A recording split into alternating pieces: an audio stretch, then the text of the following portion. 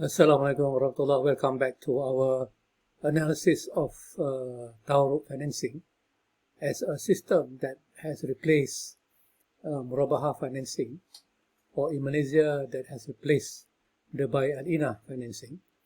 And the way how it was done is to avoid the purchase of the asset that the customer intend to own or to use.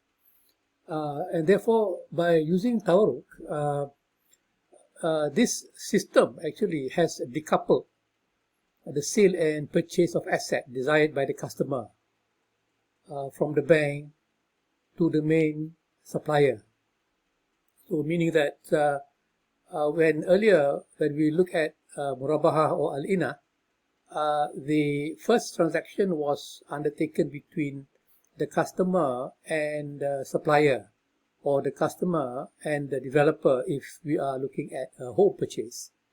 And the bank will come later, to facilitate the second payment.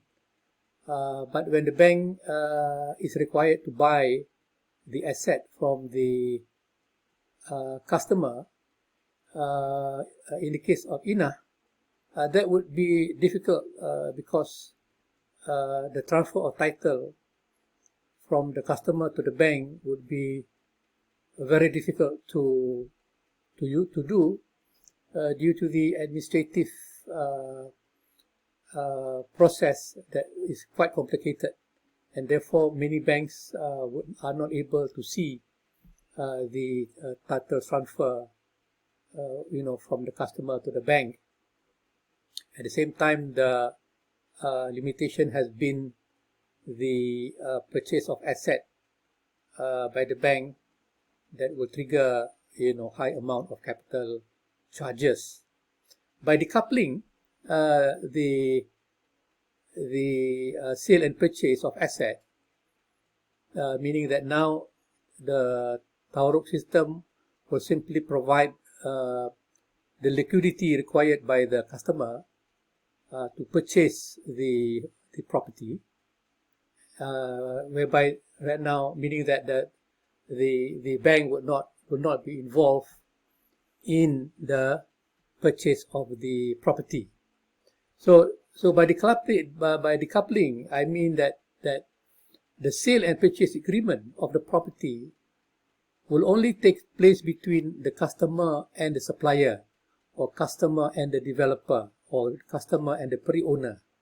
So bank enter into the picture when the asset is charged as a collateral against the facility through the charge agreement. So this is similar to a loan agreement, where in a loan agreement between the bank and the customer, and the customer have already utilized the cash proceed to purchase the property from the developer, whereby the customer will obtain the legal ownership of the property, and this property will be charged to the bank as a collateral based on the facility or liquidity facility accorded by the bank through the Tawaruq system.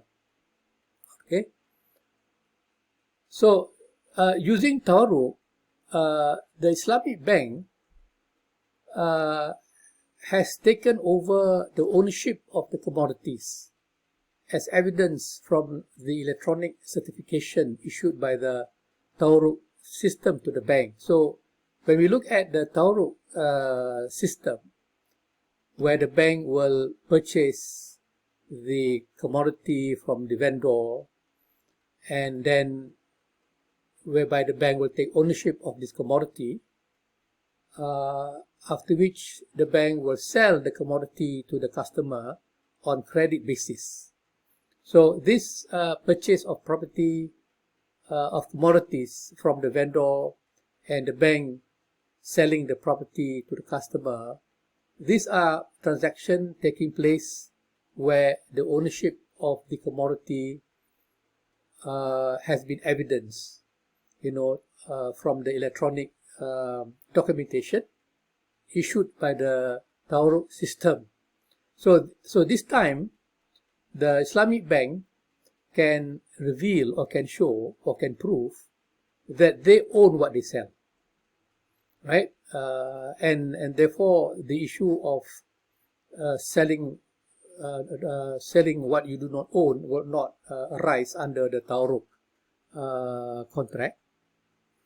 But now the sale will implicate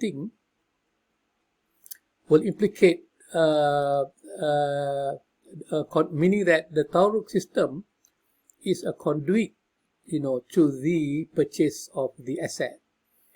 So the purchase of the asset by the customer would not be conducted through a true sale involving the asset, but then the conduit or the intermediation has been structured in such a way that it is possible for the customer to purchase the property from the developer based on the liquidity supplied by the bank through the Tawaruq arrangement.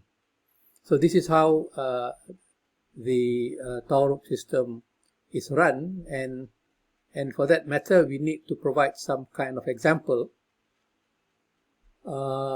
which is given in this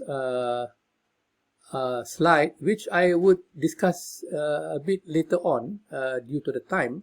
So I would like to stop now, and then we can continue to discuss the stage 1 and stage 2 in the Tawaruq financing. So I'll see you again inshallah. Thank you very much. Assalamualaikum warahmatullah.